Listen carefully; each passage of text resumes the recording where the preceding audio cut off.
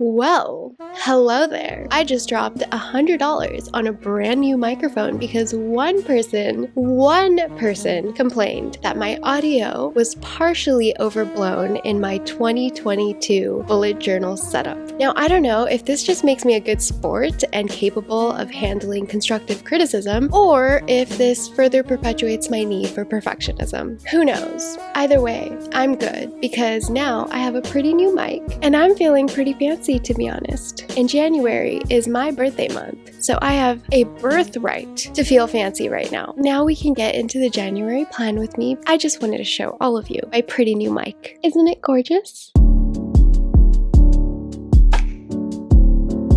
Okay, so before we begin, I'd just like to say the lighting is very inconsistent. When I was filming, it was overcast and the clouds just kept dancing in front of the sun. And right now I film all my videos using natural light and I don't really use any sort of ring light. I did try and edit the color profiles to make everything as consistent as possible, but it's not perfect. So for that, I do apologize. Okay, so let's talk about the cover page for January 2022. If you couldn't already tell, I inspired heavily from my January cover page of last year in terms of the color palette, such as of course neutrals, but more than normal levels of pink. It's also very similar in the level of minimalness, or I guess the lack of doodles. Okay, side note, I was just editing the audio that I've taken so far for this video, and oh my god, my audio levels are so consistent. It's just so nice to not have to like redo my audio over and over because one part of the audio is just overblown. If I knew that a nice mic could do this much for me, I would have gotten it months ago. Like, I just want to keep talking into this mic and listening to my voice like over and over, and that's big for me because I really don't like my voice. Anyways, I digress. As you probably already noticed, my bullet journal theme for this month is butterflies with a dash of dreaminess and a whole lot of sprinkles of whimsicalness. First of all, I cannot believe I've never done a butterfly theme before. Second of all, butterflies are extremely difficult to draw,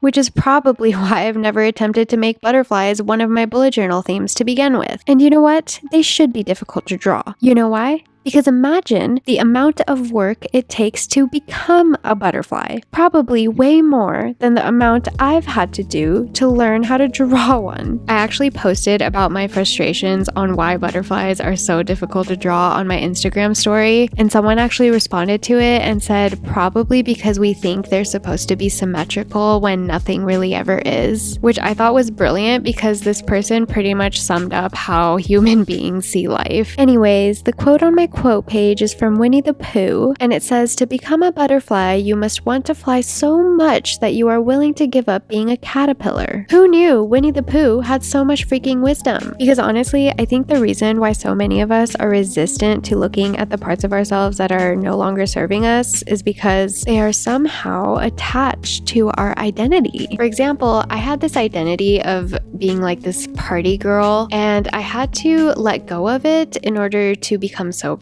My attachment to that identity was so strong that I was actually willing to destroy my life for it. Then I also had the identity of being in a relationship, or being a good daughter, or being a good sister or friend. And because I'm trying to fulfill some sort of role that I have created in my own mind, I am inadvertently sacrificing myself and abandoning myself. So, you know, we can give up those roles, those identities, give up being a freaking caterpillar and become a butterfly. But of course, it doesn't happen overnight. I didn't get sober overnight either. It actually took taking one small action little by little and consecutively piling them together, and all of a sudden I have a brand new identity that I need to get rid of. Okay, not that you want my 2 cents, but literally I feel like life is just about going through multiple identities only to get rid of them one by one to finally land with no identity, which is probably actually the most authentic version of myself there is, because if I don't have an identity, then I'm not trying to fulfill any expectations or roles that someone else or society placed on me. But I do realize that some form of identities are actually very empowering. For example, I love being a woman despite the label being attached to oppression and sexism and subjugation. But that is exactly why I am empowered to call myself a woman, because I feel like I'm a part of a group or a community that have actually challenged these injustices. But the end goal here for me is to want to live in a society where gender is not something that would empower me. Because the only reason I do feel empowered is because actual women have been dominated over. So in a way, I feel like identities are almost counterproductive, but I do feel like we're just not there yet, and that is okay. So I do feel like I dove into this topic a little farther than I meant to, so let's get into the monthly calendar page. It's pretty simple. I just have a monthly calendar, a monthly numerical calendar, a content list, and a task list. And actually, the things I was talking about relate very heavily to the quote that is on this page, which says, "Maybe this cage has been a cocoon all along," by Stacey Martin. I actually cannot believe the amount of metaphors you can come up with the whole transformation process between a caterpillar to a butterfly. And you would kind of think that it would be a little corny or cliche because everyone talks about the metamorphosis of a butterfly, but I actually tried to pick some that were purposely a little bit more thought-provoking and deeper, because the deeper you go, the truer things become. And who doesn't think the truth is satisfying? So whenever I read or hear this word cage, my immediate thought is being a woman living in a society like ours. Of course, this term isn't strictly related to women. It could fall under addiction, single moms, LGBTQ, your ethnicity, or your body weight. But my brain always goes to woman because I have read Untamed by Glennon Doyle about 100 times. So I came to understand this quote as whatever is directly caging us is the exact thing that's actually going to liberate us. And some of us may think that, well, you know, I'm in this position because society is just the way it is. It's homophobic, it's racist, it's sexist, it's classist. And it's true, some of us don't have the time or the money or the resources to take a breath and look inward, even though we can find God in the middle of Skid Row if we looked hard enough. So yes, society directly puts us through a cage, which is definitely a little bit harder to fight. But what about the cage that we put ourselves in? What about the areas in our lives where we are able to claim our own power? I mean, don't we deserve that? Yes, we do deserve the best life, despite all of the unfortunate circumstances or situations that we've had to live through. I've had to look at depression, anxiety, perfectionism, addiction, and so on directly in the face. And those are the things that have made me one of the most compassionate, kind, empathetic, understanding human beings that I know. And yes, I do believe I just talked about a lot of my strengths in this YouTube videos, and why not? I talk a lot about my weaknesses, so I think I deserve talking about my strengths as well. It doesn't make me arrogant, it makes me self-assured. So I don't know, my cage has only helped me and other people, of course, after a shitload of pain. So maybe in a way they are gifts, just like a cocoon is to a butterfly. So I know I went off topic a lot in this video so far, and I think it's just because I wanted to talk about things other than bullet journaling for some reason. Yesterday was Christmas for me, and it wasn't, you know, the way Hallmark cards and TV commercials presents Christmas to be for me. It was actually pretty emotional. Me and my mom got in a huge fight, and she wouldn't talk to me all day. And then I just got double sad because I was just like, Christmas is not supposed to be this way. We're supposed to be one big happy family who's joyful, and we're playing board games, and we're watching movies, and we're eating a bunch of food and opening presents. And because of the words supposed to, I tortured myself a little more than necessary. But in all honesty, Christmas is not about presentation, it's about realness and humanity. So after having a meltdown while I was taking Mishu on a walk, I had to tell myself that it's okay to be sad on Christmas. And somehow me and my mom got over it, and we managed to have a decent Christmas. Well, I would say at least it was a real one, where everyone is just being their dysfunctional selves. So because I think I had just a very emotional couple days, I just wanted to say whatever came to my mind. I didn't want to think too hard, and I probably got a little too deep because of that, but hey, what the hell is too deep anyways? Okay, so let's move on to the habit and mood trackers. As you can see, I reverted back to my old layout strictly out of lack of time, convenience, and function motion. Actually, there was one thing I didn't like about my December mood tracker, and it was the fact that I had to rotate my bullet journal in order to fill it out. It was just a little bit of an annoyance for me that, I don't know, I'm just gonna have to figure out another way to create this layout if I ever want to get creative with it again. But I actually really like that I can just come back to this layout whenever I'm short on time or if I'm going through some sort of creative block. And if you want a more in-depth explanation on how these trackers work, then go ahead and take a look at my November plan with me. I believe I go into a lot more detail in that video, so I don't want to,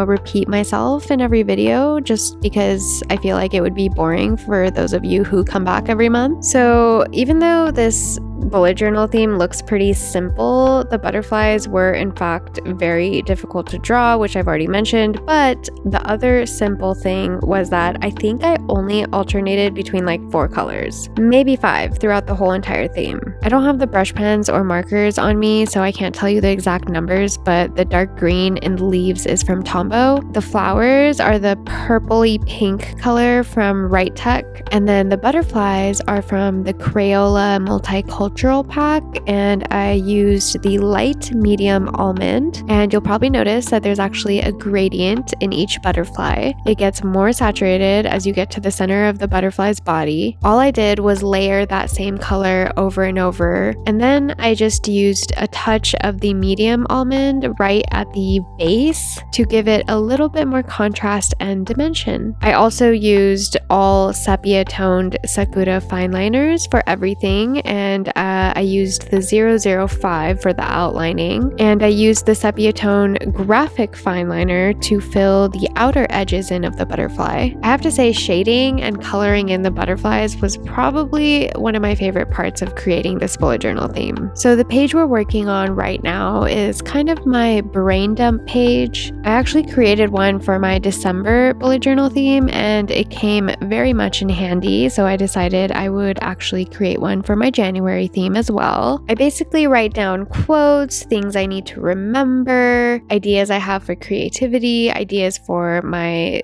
bullet journal theme or plan with me for the following month on this page. I was actually using post-it notes before, and that was just kind of getting ridiculous because they just were scattered all over the place, all over my bullet journals, my desk, my drawers. And then I thought, wait a second, I could just create one of these in my bullet journal every single month. So you may notice on the right here, we have a blank page that I will not be filling out during this video. And that is because this page will be dedicated to my birthday spread. As of now, I'm not entirely sure how I want to recognize and celebrate my birthday in my bullet journal this year. And yes, I distinguish my naval birthday because I have 2 birthdays. I have my naval birthday and my sobriety birthday. So basically the date of my sobriety is when I began my second life. It's actually really interesting because when I talk about my life, I split it up into 2 time periods. So my life before my sobriety birthday and then my life after my sobriety birthday. Because now I live with a completely different value system, and sometimes it feels like I used to be an entirely different person than who I am today. I am literally walking proof that people do in fact change. Because most of you probably wouldn't recognize the old me if I somehow entered your lives. I was a tornado that destroyed lives. Okay, enough of that. Now let's move on to the weekly. So most of the sections of this weekly are mostly the same from the layouts I've been doing for all the weeklies recently, but I did add one new section that I have kind of on and off included within my weekly spreads throughout my bullet journaling career, and that is my thoughts/reflection section. I don't know, I've been feeling pretty reflective lately. Everyone's like,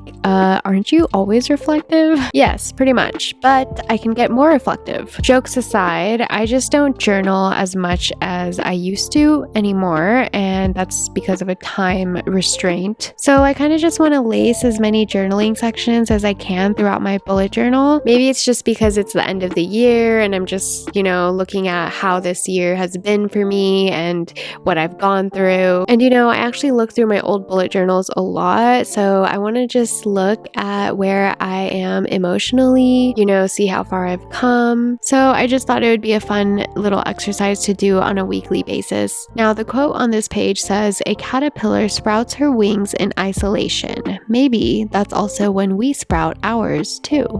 I love this metaphor so much because I feel like we're often taught that we need to keep ourselves busy, distract our feelings, don't dwell on them, just get into action. Otherwise, it's all on you. You're doing something wrong. You must not be looking for a solution. Well, sometimes there is no solution except to dwell and to feel. Like I've said plenty of times, the pity party stage is actually a big part of the process, especially for me.